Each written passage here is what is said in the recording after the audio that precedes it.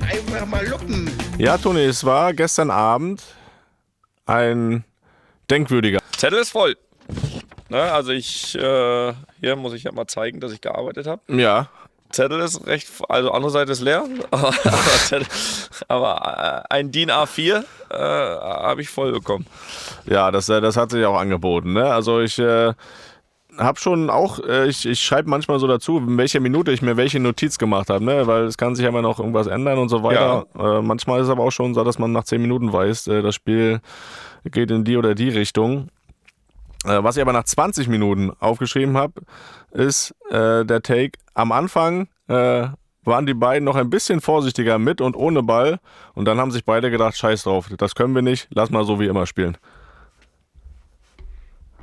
Und das haben sie dann auch bis zur 90. Minute durchgezogen. Ja, absolut. Also lass uns mal von vorne so ein bisschen, also du hast ja unfassbar spannend erstmal, weil beide eigentlich einen recht ähnlichen Ansatz pflegen, mit und ohne Ball. Was natürlich das immer super spannend macht, weil es so schwer vorauszusehen ist. Dann haben wir ein Spiel bekommen, was so auch trotzdem nicht vorauszusehen war, dann, also in dieser Extreme. Du hast total spannende Duelle, total spannende Konstellationen, was 1 gegen 1 Duelle betrifft. Das ist eine interessante Entscheidung, finde ich, mit Davis für Leimer. Ja, da würde ich gerne auch nochmal detailliert drauf eingehen. Getroffen, eigentlich. Also die Beweggründe sind irgendwie klar, natürlich, da irgendwie dann vor allem nochmal mit Schnelligkeit so ein Spieler wie Doué zu entgegnen. Oder Hakimi auch, ne? Hakimi auch, wobei da muss man ja sagen, dass Diaz dann schon auch viel arbeitet, den schon auch mitgeht bis hinten und den dann nicht laufen lässt, wie vielleicht andere Außenstürmer auf dieser Position das machen. Ja, aber ich glaube, Hakimi hat gegenüber Diaz schon irgendwo noch Tempovorteile, gegen Davis dann aber nicht. Ja, naja, und ich glaube, beide, Doué wie auch Hakimi, hätten gegen Leiber Tempovorteile. Ich glaube, das kann man recht schnell zusammenfassen auf diesen Punkt, warum sich dafür entschieden wurde.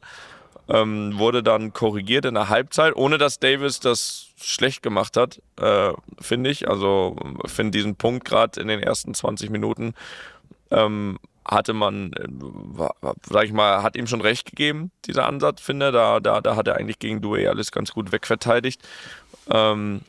Also eine mutige Entscheidung, finde ich, weil es einfach nochmal eine offensivere Entscheidung ist, auch mit Davis. Auf der anderen Seite aber auch, sag ich mal, verständlich, wenn man diese Entscheidung jetzt so vor dem Spiel trifft. Dann auf der anderen Seite finde ich fast noch viel spannender. Olise gegen Nuno Mendes, den wir nicht selten oder ich auch als besten Linksverteidiger der Welt angepriesen habe und auch das nach wie vor auch so sage. Deswegen war es für mich nochmal eine extreme Bestätigung, was für ein Spieler Olise ist.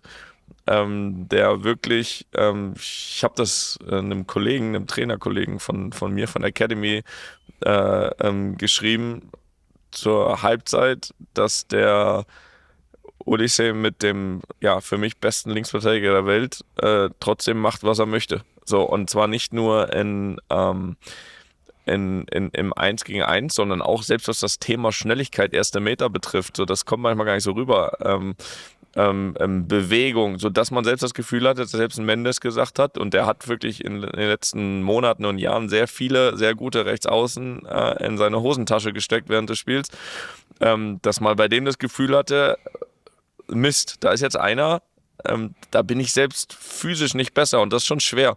So, also was Olise in der ersten Halbzeit, zweite Halbzeit hat es besser unter Kontrolle gehabt, finde ich. Aber was erste Halbzeit Olise gespielt hat, gegen dieses Kaliber, das ist einfach nur beeindruckend gewesen. Das jetzt mal so auf ein paar individuelle Duelle, bevor es allgemeiner wird von den Teams her.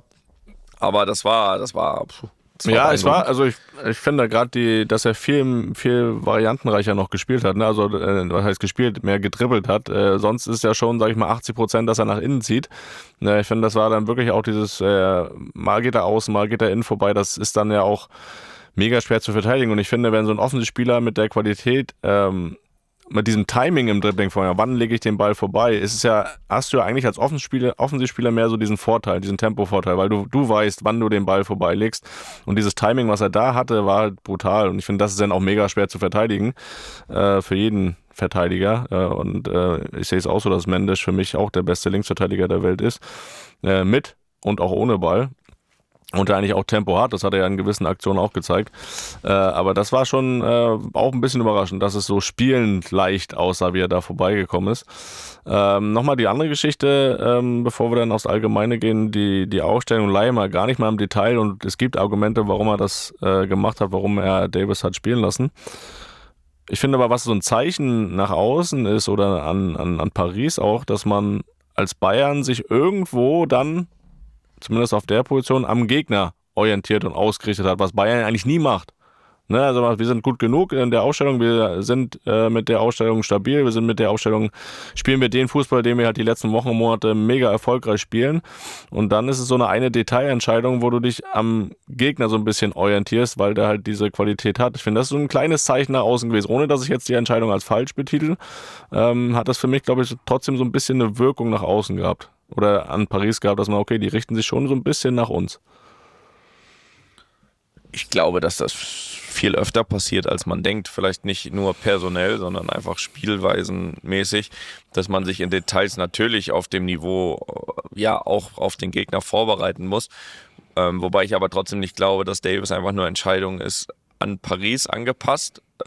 Auch, ja, aber Davis kann man ja auch hervorragend für sein eigenes Spiel nutzen, was nicht an einem Gegner angepasst ist. Ne? So von daher, der hat ja auch eine unfassbare Wucht, sag ich mal, mit Ball offensiv und macht ein bisschen andere Laufwege wie Laimer. Das ist schon so, aber ich glaube, dass das eine absolut verständliche Entscheidung auch ist, sage ich mal, hat über die letzten Wochen ja auch wieder diesen Rhythmus bekommen ist und ist ja eigentlich oder war vor der Verletzung ja immer auch absoluter Stammspieler. Dann lief es natürlich sehr gut, auch wo er verletzt war trotzdem. Und aber wenn du jetzt mal 1:1 die Spieler vergleichst, ist Davis ja eigentlich gefühlt der Stammspieler, aber es hat halt so gut in diesen Gefüge gepasst und Laimer ist halt ja einfach ein sehr, sehr guter Spieler für ein Gefüge. Das war aber auch ganz zweite Halbzeit wieder brutal, was der für Meter gemacht hat, ne? Also wo der überall wieder aufgetaucht ist. Ja, absolut, absolut. Und deswegen, aber wenn man jetzt mal, ich habe mir auch so nach den ersten, so dann fällt es 1-0 für Bayern nach einem absolut berechtigten Elfmeter. Und dann ist Bayern ja wirklich drauf und dran, es 2-0 zu machen. Das war ja wirklich eine Phase. Und da sind einfach, finde ich, zwei Sachen wieder so extrem aufgefallen. Dann so einmal so bis zur 20. Minute, wo ich mir gedacht habe, okay, so wie Bayern bis dahin gespielt hat, versteh mich nicht falsch, bis zur 20. Minute. So, jetzt hinten raus kann man natürlich sehr viele Sachen finden, was auch ohne Ball bei 5 Gegentoren nicht funktioniert hat. Aber lass uns mal 1-0, 20. Minute. Zu dem Zeitpunkt hatte Bayern schon 1-2 Möglichkeiten, auch das 2, wenn nicht sogar 3-0 zu machen. Und da habe ich mir so die Frage gestellt, so in dem ja, Spielverlauf, oder zu gucken, wie verteidigst du gegen Bayern? So, also wenn du oder wie spielst du gegen Bayern? Entschuldigung, nicht verteidigst, sondern wie spielst du gegen Bayern? Ist es so, dass du eigentlich eher, oder wohin willst du Bayern lenken? Dass sie hohe Ballgewinne haben oder dass sie selbst tiefe Ballgewinne haben? Weil sie in beiden, und das hat diese Phase gezeigt, so unfassbar gut sind. Wenn sie hochpressen, und da haben sie direkt dann die Chance zum 2-0, wo Kane auf Olise spielt, wo der das 1-gegen-1 hat. Das ist so dieses typische Bayern. Wir pressen hoch, gewinnen den Ball in der letzten Zone, weil Paris natürlich auch ein Team ist, was grundsätzlich Fußball spielt von hinten, und schalten dann um. Aber Bayern zeichnet halt auch aus, dass die auch mal sagen können, in so einem Spiel 2, 3, 4, 5 Minuten. Jetzt stehen wir mal tief, weil wir haben nicht nur Spieler, die dann was kreieren und vorne direkt, sondern wir haben auch einfach unfassbare Konterspieler. So, das war dann so ist der Elfmeter entstanden. Sondern mal tief stehen, mal Ballgewinn am eigenen 16er und dann geht die Post ab. Ob dann Luis Diaz dann in einem Dribbling, Olise, Kane ist zwar nicht der Schnellste, aber spielt dir auch immer nochmal einen Topball im Konter. So, das heißt, du hast so diese, finde ich, egal wie Bayern verteidigt, es ist gefährlich für den Gegner in Ballbesitz. Egal, ob du in deren Hälfte spielst oder in deiner eigenen Hälfte spielst, weil die können hoch pressen, Bälle gewinnen und direkt Chancen kreieren. Sie können aber auch tief stehen und sind gleichzeitig noch eine unfassbar gute Kontermannschaft. Ja, aber das gilt ja für Paris auch. Du meinst aber mit der Voraussetzung, sie führen 1-0, ne? Ja, genau, in dieser Phase. Deswegen sage ich ja, bis zur 20. Minute hätte ich jetzt als Paris überlegt, was wollen wir eher verhindern? Ja. Ein Ballverlust von wenn wir hinten rausspielen, oder wollen wir eigentlich in deren Hälfte spielen? Dann wissen wir aber auch, okay, die sind auch im Konter noch gut. So, bis zu 20 Minuten. Gehen wir mal 10 Minuten weiter. Wer dann aber auch relativ konstant hoch verteidigt wie Bayern, und Bayern macht das ja trotzdem und Paris auch grundsätzlich noch viel besser als Barcelona, aber beide haben ja den Ansatz, trotzdem hoch zu verteidigen, vorne drauf zu gehen, wird immer Sequenzen haben und zumindest auf dem Niveau, wo du dann halt auch mal, und dafür musst du gar nicht so richtige Fehler machen. Also da reicht dann mal ein Ballverlust selbst im Spielaufbau gegen ein hohes Pressing, was immer auch passiert, oder mal eine Position, wo du mal kurz nicht perfekt positioniert bist. Da geht es manchmal um 2-3 Meter und dann ist der Stürmer an deinem Rücken weg. So, das heißt, der Ansatz von beiden Teams lässt einfach auch zu, dass sie in Sequenzen auch dann mal Platz hinter der Abwehr lassen. Ganz, ganz, ganz automatisch. Und was ich einfach so spannend oder cool zu sehen finde, ist, dass das dann auf so einem Niveau, dass diese kleinen Sequenzen so brutal ausgenutzt werden. Ja. Bayern hatte ja alles im Griff bis zur Minute 25. Sag ich mal, ersten 7, 8 Minuten ausgeglichen, aber ich fand sie dann deutlich besser, schon vor dem Elfmeter. So, die haben alles im Griff. Und du stehst einmal vielleicht, so ein bisschen eingeleitet hat das diese Chance von Dembele. Du stehst einmal so ein bisschen ein Tick zu offensiv. Tar war das, glaube ich, so ja gut, bei eigenem Ballbesitz. Der Ballverlust von Pavlovic mit einem Einfachen, den er auch nicht so oft macht, diesen Genau, Fehlpass. aber den hast du dann mal drin. So, aber du bist dann mal einen Tick zu positiv, in Anführungsstrichen, zu weit vorne positioniert. Und das ändert die Statik eines kompletten Spiels, weil die anderen einfach auch so gut sind, dass sie, wenn sie so ein bisschen so eine kleine, wie sagt man, die Lunte, wenn du sie so ein bisschen, weißt du, was gibst, und plötzlich ändert das eine komplette Statik des Spiels. Das heißt, Minute 25, 1-0 Bayern mit Chancen auf 2-0, Minute 35, 2-1 Paris, und du musst aufpassen, dass du nicht das dritte bekommst. Wie schnell sich auf dem Niveau mit so guten Mannschaften eine Statik von dem Spiel ändern kann, das ist einfach Wahnsinn. Also wirklich. Und sowas würde in der Bundesliga nie passieren. Ja. Weißt du? So, und das gar nicht despektierlich, das würde auch in der Ligue 1 oder sonst wo nicht passieren. Aber wenn so zwei Mannschaften aufeinandertreffen, kann wirklich mit einer Aktion erweckst du eine Mannschaft zum Leben. Das ist Wahnsinn. Und wie gesagt, dass nach 35 Minuten 2-1 steht, war 7, 8 Minuten vorher eigentlich fast nicht auszudenken, weil das gab es nicht her, das Spiel. So, und dann sind die aber so gut, dass dann eine Aktion von Kvaratskhelia, die überragend ist, ein Standard, dann steht es plötzlich 2-1. So, und du weißt als Bayern, glaube ich, gar nicht, warum. So, und das ist halt super spannend in diesen Spielen. Deswegen macht es eigentlich auch so Spaß. Bei 9 Toren macht super viel Spaß, aber so ein Spiel macht auch dann gefühlt bei 1-0, 1-1, 2-1, 0-0 von mir aus auch super viel Spaß, weil du weißt, dass das immer passieren kann und weil der Ansatz da ist. Du hast ja ganz oft dann irgendwo, guckst du Fußballspiele und du weißt, ein Team will eigentlich, dass ganz schnell vorbei ist, dieses Spiel, solange die 0 steht. Und das hast du halt bei denen nicht. Das gepaart mit der Qualität ist halt super spannend.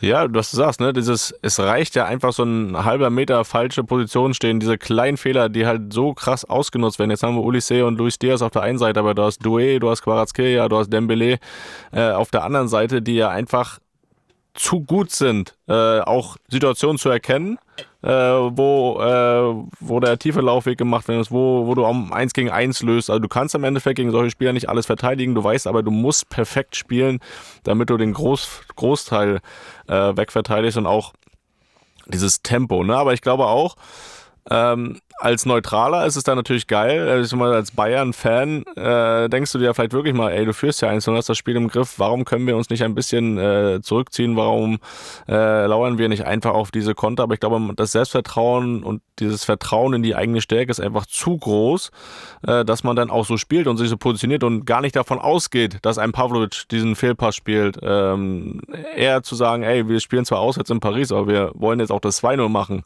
und nicht das 1-1 verhindern. Aber das, was du sagst, diese Kleinigkeit, dieses Erkennen dieser Fehler auch, ne, dieses Erkennen, die Qualität zu haben, das auch auszunutzen, das ist schon brutal. Also ich muss sagen, gefühlt musste ich mal nachschauen, ob ich irgendwie auf 1,5-fache Geschwindigkeit gestellt habe, so schnell wie das dann auch immer ging. Und ich finde auch, das 1-1 angesprochen von Kvaratskhelia, das ist, also da weiß ich noch, wie wir über Neuer gesprochen haben und sagen, ja, der erkennt diese Schüsse, der antizipiert die, der weiß ganz genau, wo der Ball hinkommt.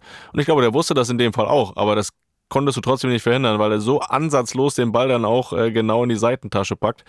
Auch gefühlt so ein bisschen, ist eigentlich schon vorbei an Stanisic und lässt ihn sogar nochmal rankommen, weil er vielleicht das so ein bisschen braucht, auch sich zu orientieren, den nochmal wieder an ihm vorbeizulegen und dann ansatzlos das Ding.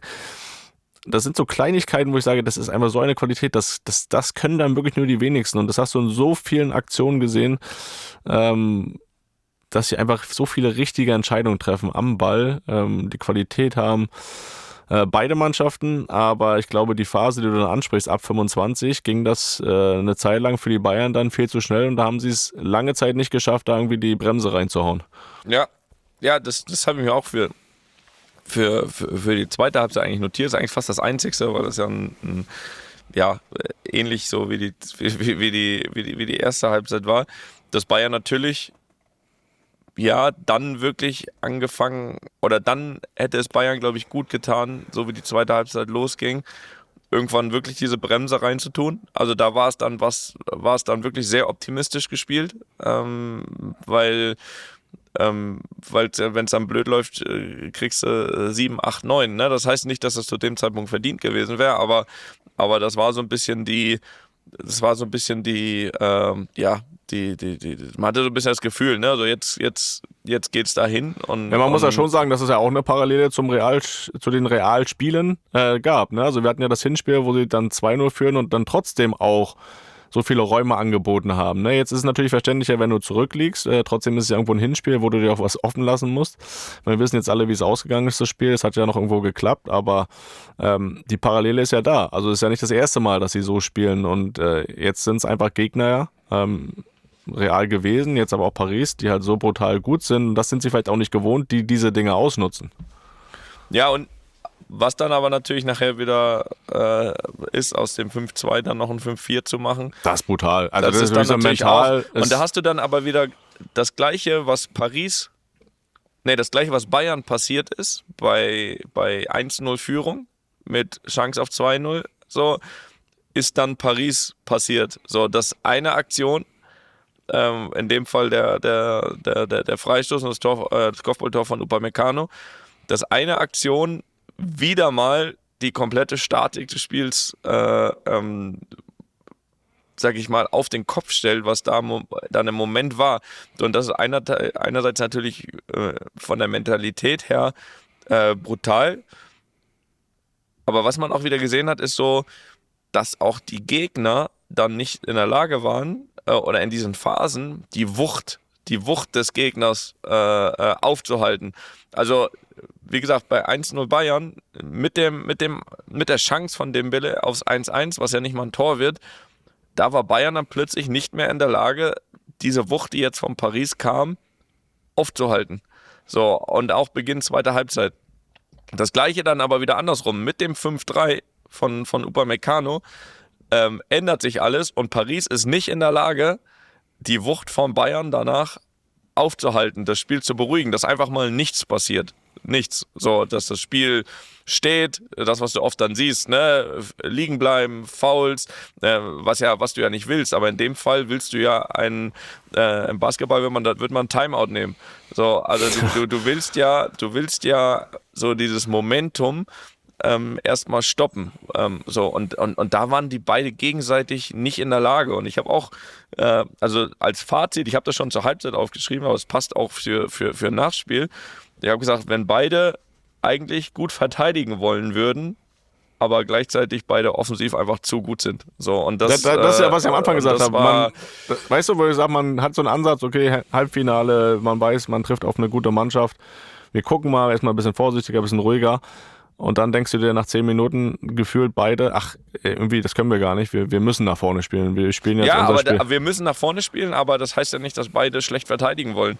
Aber beide, die eigentlich auch wirklich gut und mutig verteidigen und verteidigen können, waren nicht in der Lage, gegen die gegnerische Offensive dem Stand zu halten. So, ja. Und dann... Aber ich will trotzdem auch nochmal auf dieses Thema Mentalität kommen, ne? Also beide Mannschaften. Also kriegst einen Rückschlag Paris, kommst aber auch so du brauchst eine Chance, um sofort ein Gefühl zu haben, uns kann hier eigentlich nichts passieren, wir sind so gut, so ein Gegentor macht uns nichts aus. Dann führst du 2-1, auch da in der Phase, wo sie dann deutlich besser sind, macht Bayern ja das 2-2. Das heißt, sie hatten ja trotzdem mal wieder auch dann ihre Aktion nach vorne, Bayern. Dann hast du diese Welle, die kommt bis zum 5-2, was wir gerade angesprochen haben, wo man ja irgendwie es nicht geschafft hat, sich da zu wehren. Und dann trotzdem auch wieder so zurückzukommen in Paris, eine Mannschaft, wo du vielleicht das Gefühl hattest zwischendurch, okay, das ist halt schon hier, das wird halt schon sehr schwer, da nochmal 2 Dinger zu machen und so zurückzukommen und sich das komplett offen zu halten fürs Rückspiel, das ist dann auch wieder eine brutale Stärke und da nicht auseinanderzufallen. Für mich hinten raus, und das fand ich auch deutlich sichtbar, man war ja irgendwo dem 5-5 dann näher, als wenn jetzt Paris nochmal das 6-4 macht, dass die Bayern... Hätte aber auch jederzeit passieren können. Ja. Also es war ja nichts vorherzusehen. Ja, gab es ja noch diesen Lattenschuss. Sagen. Es ist ja nichts, also man konnte es ja nicht vorher aber rein vom Gefühl her, dass Bayern deutlich fitter gewirkt hat am Ende. Also wir hatten 3-4 Spieler von Paris, die da mit Krämpfen am Boden lagen und auch so in den Aktionen nicht mehr so diese Dynamik hatten, fand ich. Das gibt mir so ein bisschen fürs Rückspiel einfach das Gefühl, dass sollte so ein Spiel eng bleiben und auch in die Verlängerung gehen, dass Bayern da irgendwo ein bisschen kräftemäßig stabiler gewirkt hat. Weil da habe ich keinen gesehen, der mal irgendwie sich dehnen musste oder Pausen brauchte. Das war dann Paris schon deutlicher zu sehen. Das stimmt. Das ist ja nur eine Einschätzung von außen. Auf der anderen Seite ist es natürlich, ich glaube, Müdigkeit ist ja auch immer sag ich mal, ist ja auch immer dann mehr, wenn du, sag ich mal, wenn das Spiel gerade in die Richtung eigentlich eher des Gegners läuft. Weißt du, gefühlt ist es ja dann, Bayern war dann von den letzten 20 Minuten her eher dann nochmal kontrollierender, eher nochmal drauf und dran, vielleicht irgendwann den Ausgleich zu machen. Und das ist dann auch wieder ja, weil du gerade die mentale Seite angesprochen hast, die Müdigkeit existiert ja viel mehr, wenn du dann nochmal hinterherläufst, dann nochmal was zu verteidigen hast, als wenn du gerade wieder noch dieses Ziel hast, den Ausgleich noch zu machen und dieses Spiel gerade in diesen Momenten eigentlich wieder in deine Richtung läuft. Deswegen bin ich mal gespannt. Also ich glaube ehrlich gesagt, dass beide oder von denen, die gestern gespielt haben, so viele werden wir am Wochenende nicht sehen auf dem Platz in den Ligaspielen.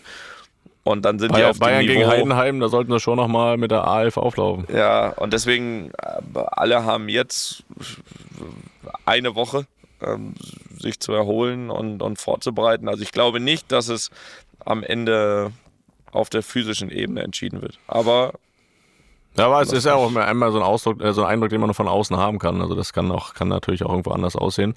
Ein Thema, was ich mir auch noch notiert habe, also das habe ich mir so aufgeschrieben, da stand, dass irgendwie ein Spiel ohne Mittelfeld. So, das ist ja wirklich so viel hin und her ging in Phasen, wo man gefühlt hat, im Mittelfeld brauchst du gar nicht. Der Ball war nur irgendwo immer am Strafraum. Jetzt haben wir beide ja, du auf dem Niveau ja auch diese Position gespielt. Kannst du dich irgendwie so ein Spiel erinnern, wo das irgendwie so nur an dir vorbeilief, also wo es so hin und her ging? Weil das ist ja, glaube ich, schwierig, so für einen Kimmich oder Vitinha Vitinha, die trotzdem ja gute Aktionen hatten. Aber eigentlich Ja, sonst deutlich mehr Einfluss auf Spiele haben. Ne? Aber so war das irgendwie, ging das so wirklich nur hin und her und im Mittelfeld denkst du dir, aber ja, ich guck mal zu. Ich bin irgendwie nur Zuschauer. Ja, ganz so extrem habe ich es nicht gesehen, weil so wie du sagst, da wurde aus dem Mittelfeld schon nach wie vor trotzdem sehr, sehr viel kreiert. Also die hatten trotzdem ihre Aktion, also keine Ahnung, so ein Tor von Ulisse zum 2-2, da kommt dann trotzdem ein Steckpass aus dem Mittelfeld oder das zweite Tor von Kvaratskhelia, da spielt Vitinha einen überragenden Ball in den Lauf von Hakimi. Also die Sachen werden schon trotzdem nach wie vor da kreiert, aber ich weiß, was du meinst. Also man muss aber auch sagen, dass beide Mittelfeldreihen einfach auch nicht in der Lage waren, dann irgendwie das aufzuhalten. Ja, aber auch Ruhe reinzubringen, dass du mal diese mehrere Stationen im Passspiel hattest und so. Ja, hinten raus dann eher wieder so Bayern, ne, die dann wieder den Ball haben ein bisschen mehr laufen lassen, wo du auch das Gefühl hattest, ist jetzt nicht nur auf Torchance. Aber ja, du hast halt, diese Gefahr besteht halt einfach, wenn du zwei Mannschaften hast, die hochpressen, ne? Dass du dann manchmal das Mittelfeld direkt überspielst, so in vielen Aktionen. Und das war ja das Paradebeispiel von zwei Mannschaften, die es lieben, vorne drauf zu gehen. Und deswegen dann hast du mal so Spiele. Das hat ja sowieso eine ganz eigene Dynamik angenommen, das Spiel. Aber ja, da ist der Zug manchmal vorbeigefahren am Mittelfeld. So, und den sie auch dann teilweise nicht geschafft haben aufzuhalten, beidseitig. Und trotzdem gaben beide Mittelfeldreihen natürlich auch viele Chancen kreiert, sag ich mal, dass das Ding da wieder in der letzten Zone ankam. Das ist schon so. Aber ja, es war weniger kontrolliertes Spiel auf beiden Seiten als normal, aber das war irgendwo vorauszusehen bei zwei Mannschaften, die den Gegner eigentlich auch nicht in Ruhe lassen oder nicht einfach dann sich an den eigenen 16er stellen und erstmal warten, was der Gegner macht. Aber das wollen wir ja so sehen, ne? Ich glaube, hat sich keiner beschwert gestern. Ja, da sprichst du was an. Weil ich finde, wenn man jetzt das Viertelfinale gegen Real sieht, jetzt das Hinspiel, früher waren immer solche großen Spiele so von diesem Abwarten und Taktik geprägt, ne? So gerade so Hinspiele, wo man sich eine ganz gute Ausgangsposition verschaffen wollte. Aber jetzt so als Neutraler, sage ich mal, Zuschauer, diese Spiele jetzt, das Real-Viertelfinale, das gestern, das macht schon Spaß, ne? Also, aber es kommt natürlich immer auf die Mannschaften an, ne? Also Bayern gegen Real, das hatten wir ja immer, dass das relativ offene Spiele waren. Ja. So, und jetzt schau mal heute Abend. Und dann, da fallen nicht so viele Tore. Lehne ich mich aus dem Fenster. Nee, mir geht es gar nicht um Tore, sondern jetzt schau dir vielleicht heute Abend die Herangehensweisen an. Dann werden wir auch sagen können, es gibt auch noch Gegenbeispiele. Ja. Fabi ist nervös, der sitzt hier im Arsenal-Trikot. Declan Rice. Ist das so? Ja. Ehrlich? Ja, natürlich, das ist zu erwarten. Schon kein Meister mehr wird, ne? Ich glaube, da würde ich jetzt auch bei, was haben wir denn? Irgendeinem Online-Wettanbieter auch auf minus 1,5 Tore tippen. Aber das wird natürlich ein ganz anderes Spiel. Jetzt noch einen kurzen Ausblick aber auf das Rückspiel. Es gab die Aussage auf der PK nach dem Spiel von Luis Enrique, dass er sagt, ja, oder wurde gefragt, wie viele Tore sie dann im Rückspiel brauchen, was er einschätzen würde. Sagt er, ja, wir brauchen mindestens 3 Tore im Rückspiel, um dann auch weiterzukommen. Also ich glaube, das liegt ja nicht ganz weit entfernt. Ja, also sprich nicht für eine andere Herangehensweise von Paris. Nee, vielleicht ist man jetzt Wobei beide werden es anders angehen. Meinst du? Vielleicht ist man jetzt noch so euphorisiert und von dem Spiel, also ich gestern, dass man sagt... Beide werden es anders angehen. Bist du sicher? Ich glaube, die können nicht anders. Ich glaube, Paris kann auswärts genauso spielen, wie sie zu Hause spielen. Ich glaube, dass sie es ein bisschen anders angehen, weil du hast jetzt... der Unterschied ist natürlich jetzt, dass du 1-0 führst als Paris.